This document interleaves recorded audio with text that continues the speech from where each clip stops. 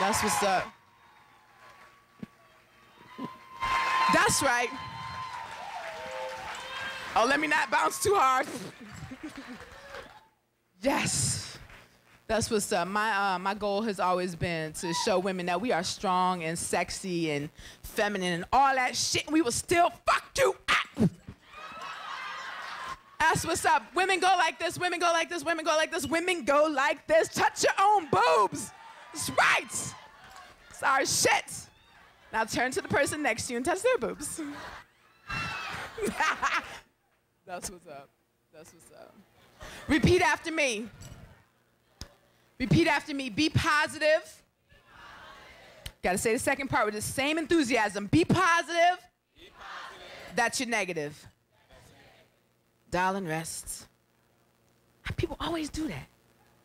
That's okay. We're good. We're good. Dial and rest. Easy. The morning is coming. Hey, hey. Similar to the lullaby my grandmother used to sing me. Funny, the monster never come from under the bed when she was around. Her embrace was like being immersed in the smell of cinnamon. Her presence warm, her hum sweet sound waves reverberating and rocking me softly. Darling, rest. Here's the morning is coming. Hey, hey. It was one of those nights in West Africa, and across sunsets are the remains of mangoes placed on the equator, melted in the sky paint during the sweltering heat of the midday. Spirits in purgatory are responsible for painting dusk, and I would pray as we would head north to Kamasi. The doctors in our camp would find medicine in the leaves, pull out a miracle like cartoon characters pulling out Acme. Why couldn't we conveniently find a cure embedded in the oils of the trees? Read each ring to find the answers we've been missing. An American. His company sent him to work in Ghana 6 months prior. One night, his wife opened the envelope required by his company for his health benefits. It must be the food of the third-rate facilities. I must have touched one of them or laid in their bed sheets. Uneducated about his options, he left around midnight and raped 5 children. Said he would find a cure in the flower petals of a virgin. 9 and bright-eyed, bigger than the soup sauces I was forced to bring her. Annie was one of them, determined to bribe me into bringing her fufu and couscous. Like most people that challenge the status quo, she suffered from being intelligent. Said she wanted her vocabulary broadened so in heaven she could speak to God in English. He must be American. I clenched my fingers until they bleed, dipped my body in a stream they said was holy. I pray every night, but my father won't visit me. Funny, I whispered. I'm determined to learn Yoruba and Swahili so God will at least recognize me. When she wasn't sleeping, she made me a vocabulary list. Madawase, Akwaba, Etese, Iye. I could barely concentrate, shaking her bed frame. Tell me what he looks like. I'll search the 650 million on the continent to find him. He ripped her hymen like butterfly razors to silk linen, killing her with each thrust, tearing her walls until there was bloodshed. Noticed I was frustrated. She said the best vengeance for our enemies is to let them live with their memories. Their deaths will be dark. Not dark like black, dark like forgotten, and their souls erased from the history of the world. Besides, he couldn't steal my virginity. He may have damaged the vessel, but God saves it in a box in heaven lined with angel feathers until my wedding. Why couldn't the myths be true? Let me find a monkey's blood for her wounds, but there's no drinking bleach to clean the disease. Only AZT and a few other drugs reserved for the wealthy, and a prolonged life is in herbs and healthy eating. Ayo, Atabe, Atuante, there is no food here, no nutrition in the garbage the Americans send us. Urban legend lies. Africans are not the ones most promiscuous. Our youth program cringes when planning a sex ed field trip to the free clinic. Panic when the students take too long to study the survey. Glance around and hide their answers with their arms. We peel back their fingers to reveal over 20 partners each. I am anxious and distracted during tonight's lesson. How can I justify how the U.S. claimed to prevent AIDS in Africa in the same breath Benton sees AIDS in Africa? Our promiscuous government that fingers us in the Oval Office.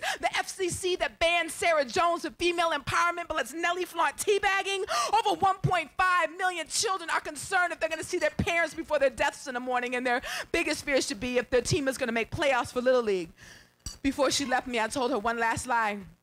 Masanaba, I'll be back. And she replied, Mabre, eyelids stinging like needles. My logic, if I didn't move, she wouldn't stop breathing. I rocked her in a hammock, I made her fresh linen, decorated her hair with wildflowers, picked out her favorite dress and whispered a Tadier. When I closed my eyes, I could still see the miniature graves where we would gather and pray. The news came back to our camp before we left. The American was sentenced to death. To avoid being tortured, he confessed he contracted AIDS at home from his mistress in Maryland. Careless, he put his family at risk and blamed it on his business trip. Instead of being faithful, faithful, he gets the maximum for his murder charges. When prisoners find out he killed 5 little girls, he won't make it past cellmate initiation, and I will be happy with that. And sometimes in the witching hour, a noise will wake me, and I know Annie has brought the children to hear me sing, darling, rest. Here's the morning is coming, hey, hey. Darling, rest. Here's the morning is coming, hey, hey. Darling, rest. Easy only, you know all. Freedom. Hey, hey, hey, hey. Give thanks on that. That's what's up.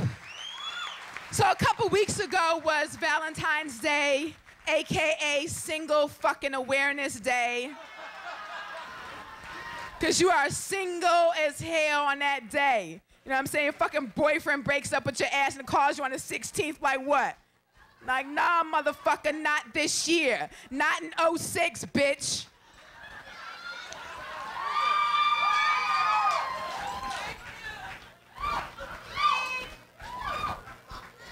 So I just broke up with this motherfucker, and fuck him. And I got a new man. And the name of my new poem is called He's Bigger Than You and He's Bigger Than You.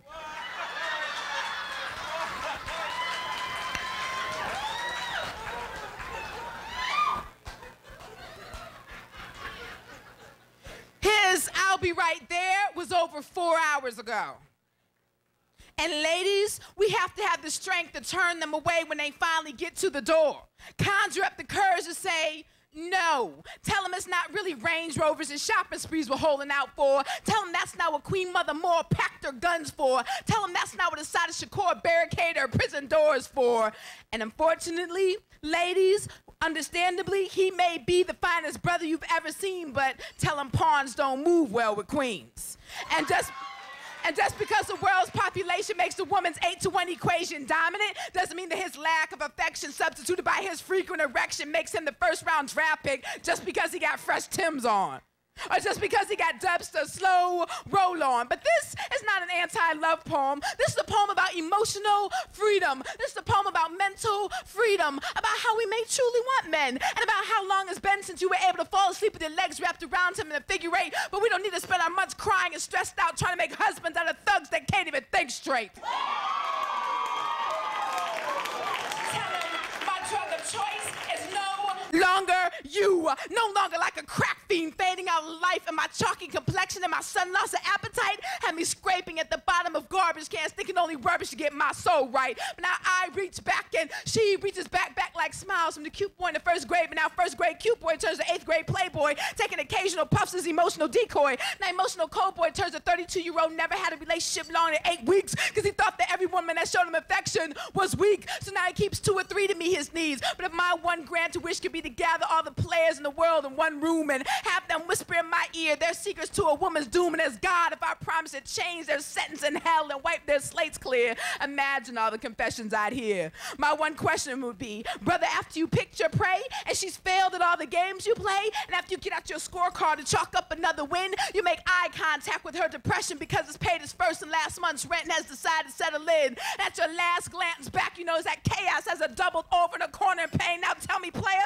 what have you gained? Nothing, bitch-ass motherfucker! Yeah!